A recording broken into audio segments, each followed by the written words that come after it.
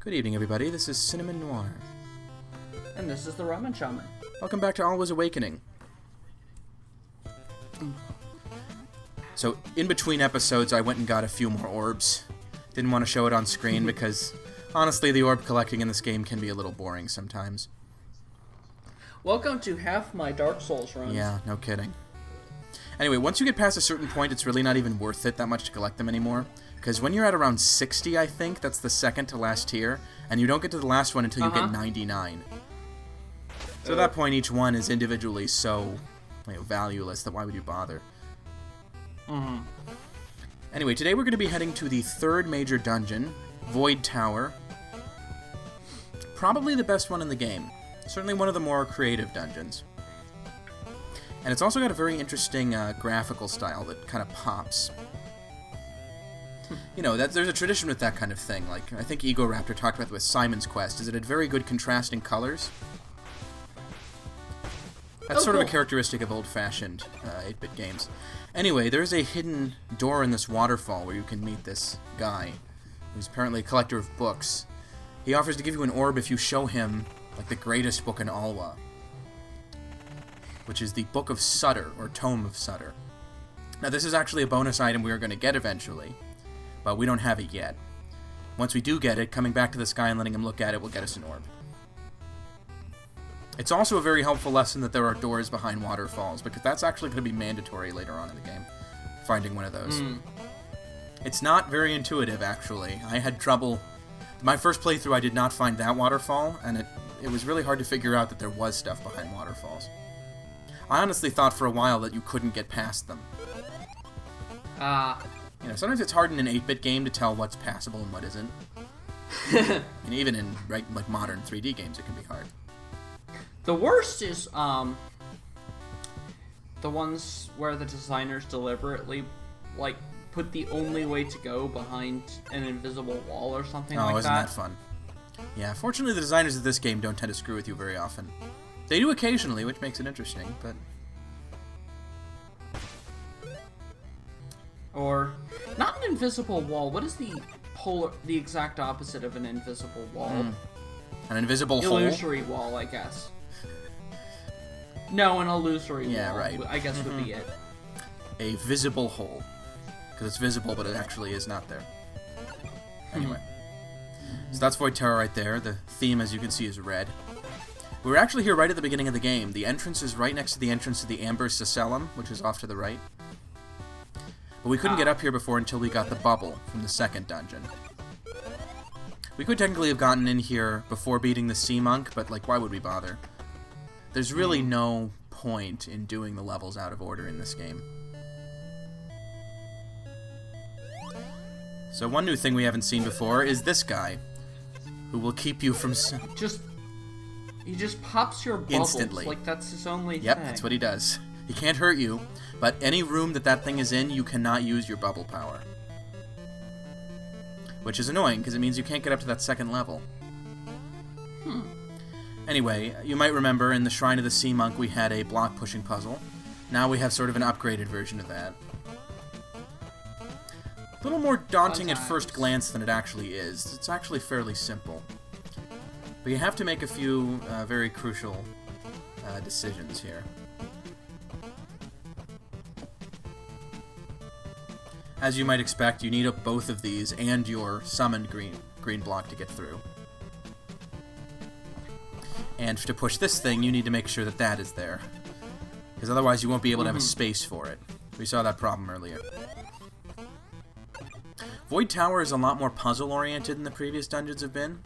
Those have been a lot of combat, primarily, and simple puzzles. But this one really dials up the puzzles. Putting your green block, having to put that in the corner to prevent the other block from getting stuck is clever. It's not entirely intuitive. I actually had trouble with that the first time I played through the game.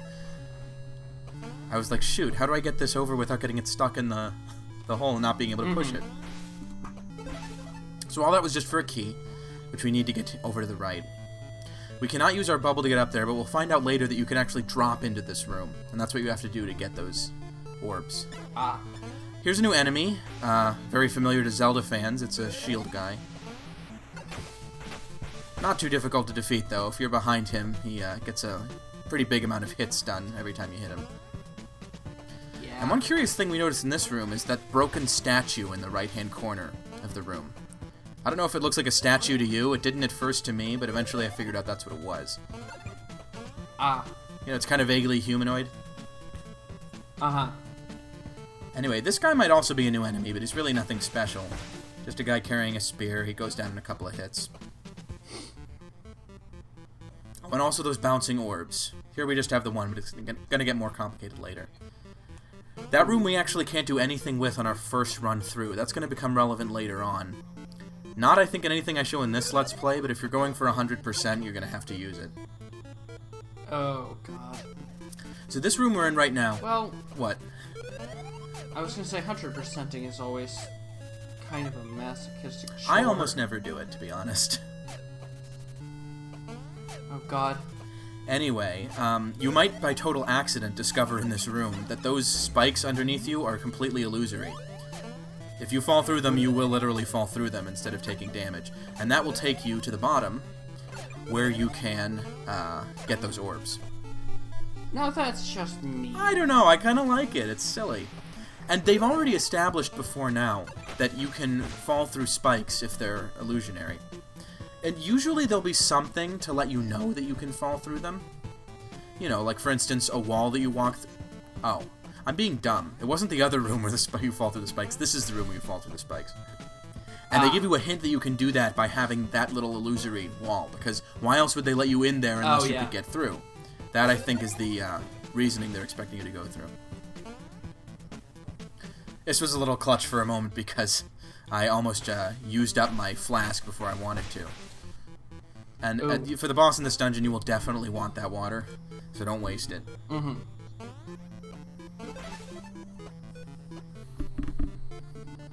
Here's an interesting section. It would not be a classic 8-bit styled game without a few obstacle gauntlets. Oh, God. This one looks a little tougher than it is. But it is a little annoying that these platforms move so slowly. I mean, I think they could have sped this up. Yeah. It's a little tedious to just wait for them. So you can use the bubble here or the block to get over. But at this point, you'll pretty much need the bubble. As I figure out.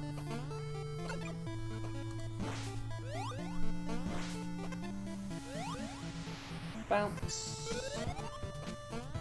So, yeah. Duck. It's kind of interesting. A little bit amateurish thing they do here is you can see if you look closely at the spikes that they have a totally square texture that blocks out the background where they are. So it literally is just a square.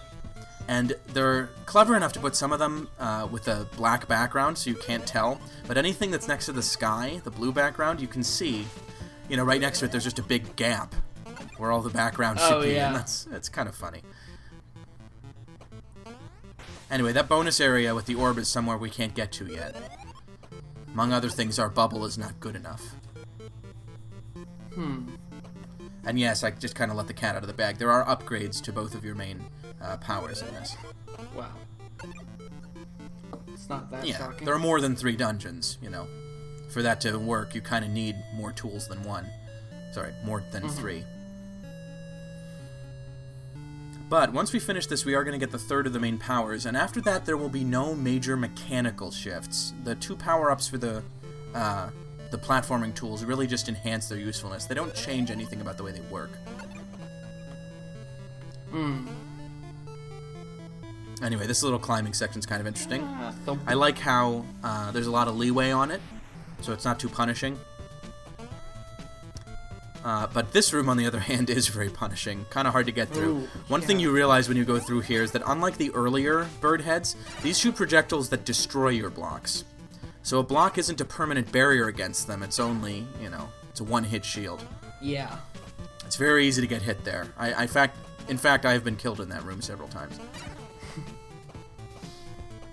It's kind of hard to tell from the way the sprite looks, but that is actually supposed to be a bolt of lightning. Kind of looks like a fireball, but the ones from the earlier dungeon shot fireballs. Yeah. Apparently Jello blocks can definitely stop fire, but not lightning. It's a little counterintuitive. I mean, in real life, Jello is an excellent insulator. I'm sure any 6-year-old kid could tell you that.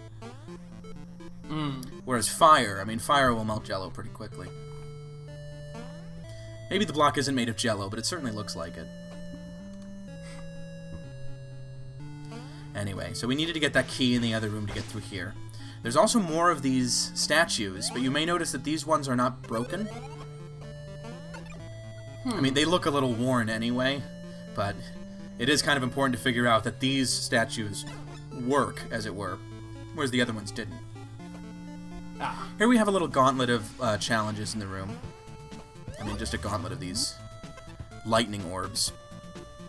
Probably one of the more interesting traps in the game, to be honest, both in the way they work and the way they look. Yeah.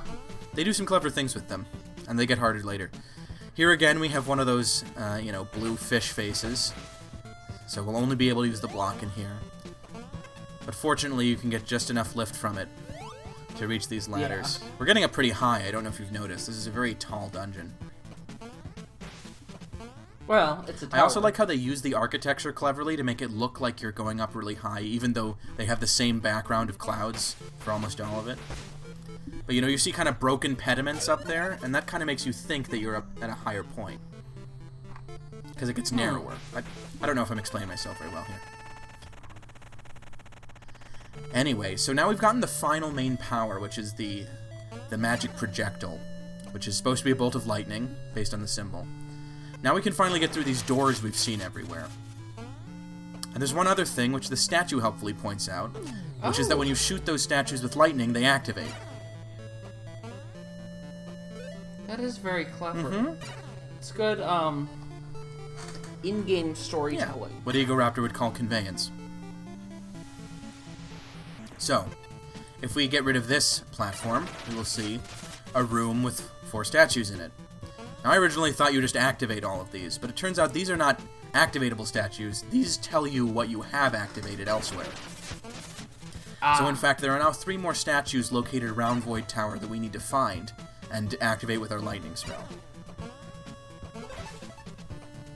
Which could be seen as a little bit tedious, but I actually think they do a good job making sure there's not too much backtracking.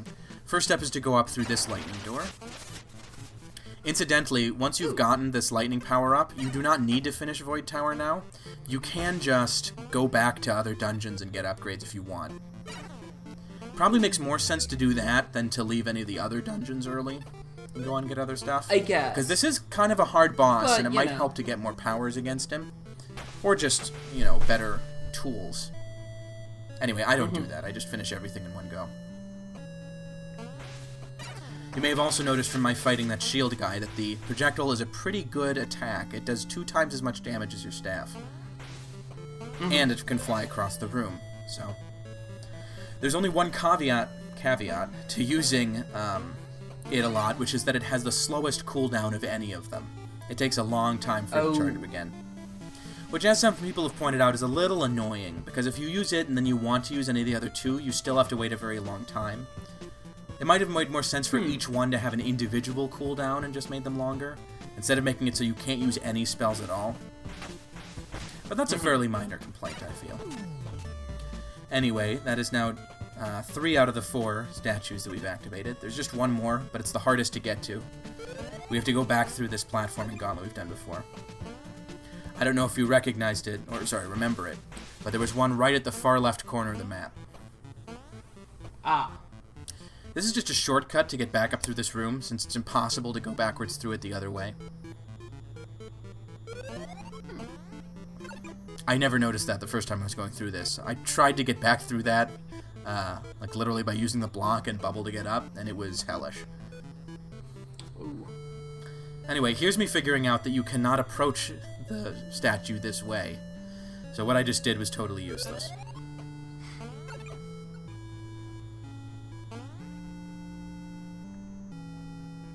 So Void Tower, even though it has pretty interesting graphical design, the music is pretty subdued and honestly a little bit boring. Yeah. It almost feels like a Tetris theme. It's very, contemplative, and not much happens in it.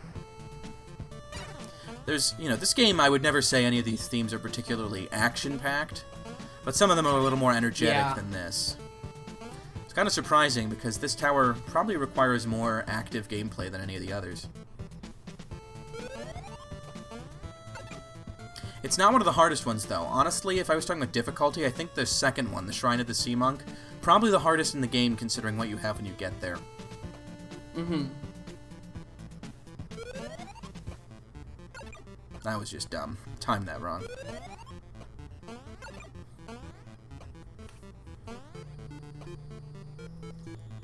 So, in this room, where ordinarily we climbed up on the blocks, we can just fall down. And this will take us where we want to go. Oh, so that's what you were trying to do. Yeah, that's what I was trying to do the first time. And then, having activated the purple switch, we can now get back the way we came. Very slowly. Those green flames are interesting. They show up here, and also in a few areas in the overworld, but they're actually pretty uncommon. They don't seem to be thematically related to any of the actual dungeons. They're just like something that Vicar has set up to stop you. Mm-hmm. I don't know if you noticed earlier when we were going... We saw that one room which just had flames all the way across. I at first thought you get a mobility upgrade that lets you get there, but it turns out you actually have to get something else, which we'll see. Very late, probably in the 6th episode, I believe. But now we do have all the statues, so we can finally go to the boss. Probably my favorite boss in the game, to be honest, even though he's a little silly. I mean, we'll find out. Honestly, all the bosses so far have been a little goofy. The spider and the Amber Cecellum. And then Sea Monk just turned into this dancing octopus character who died in like 3 hits. But we're not done with the silliness yet. Even the final boss in this game ends up being kind of silly.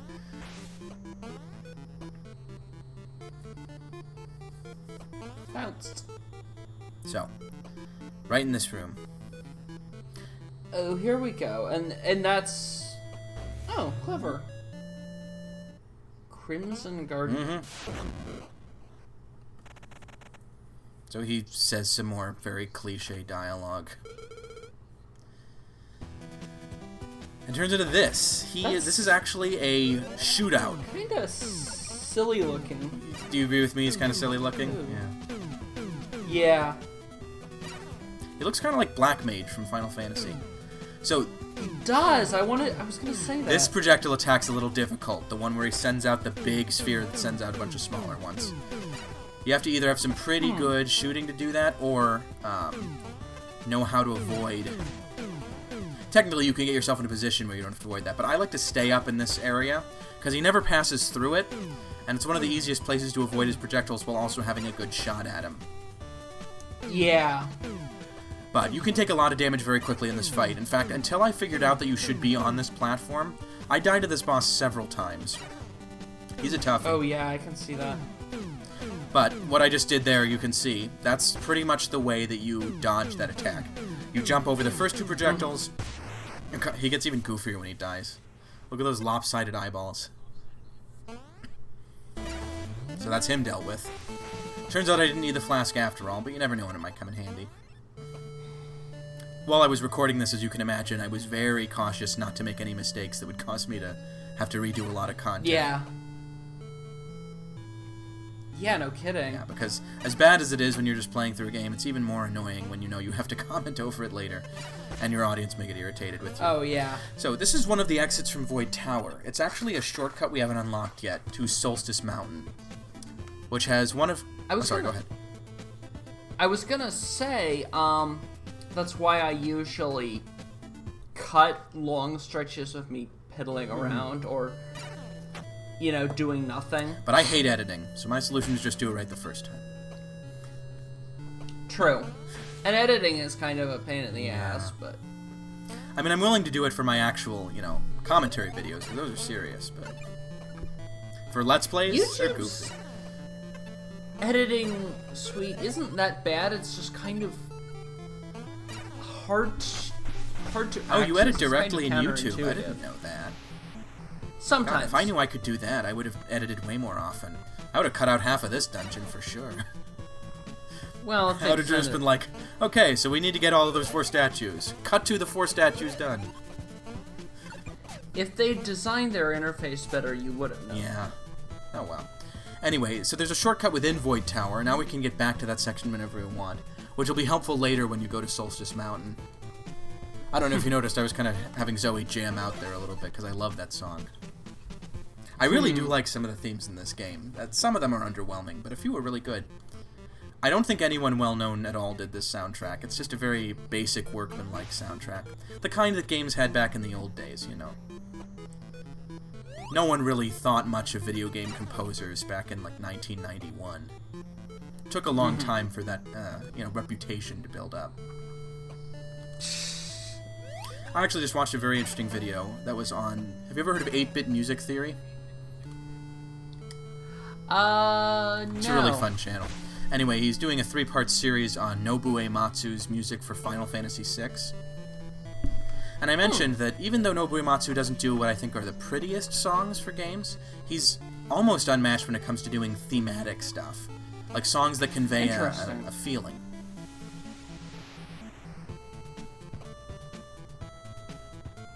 So anyway, it's just funny. The part that you avoid Tower that you do after you beat the boss is almost longer than the part that you do before beating the boss. Can your green block those, You know, I'm not sure. Those I've never bouncing balls? tried. They're normally so easy to dodge anyway that I haven't felt the need to. Oh. I know, it sounds weird, but I literally have never tried it. Anyway, you need to go to either side of these in order to press the 2 purple buttons in order to open up a way. And you just fall straight down, I think.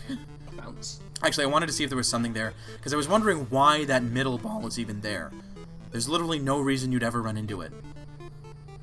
Oh, cool. Yeah, so this is the reason that we go through this instead of trying to backtrack, is so we can get one of the big orbs.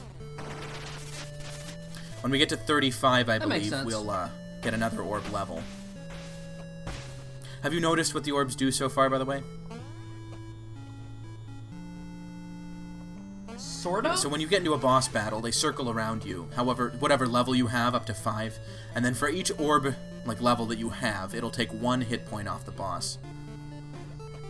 For the early bosses, every one is a big deal, and it kind of makes them pathetic. Later on in the game, it's less of a help, but it almost becomes a godsend just because bosses do so much damage so quickly. I would definitely not recommend getting to the final boss in this game without at least, orb level 3, because otherwise it's just a horrible slog. Honestly, the final boss and the final content of this game generally is one pretty bad thing about it, but, not to complain too much. Anyway, we have now completely conquered Void Tower, and in this playthrough I don't think we're ever going back, because I'm not going to 100% it. So that's all for right now, and good night, everybody. Good night, everybody.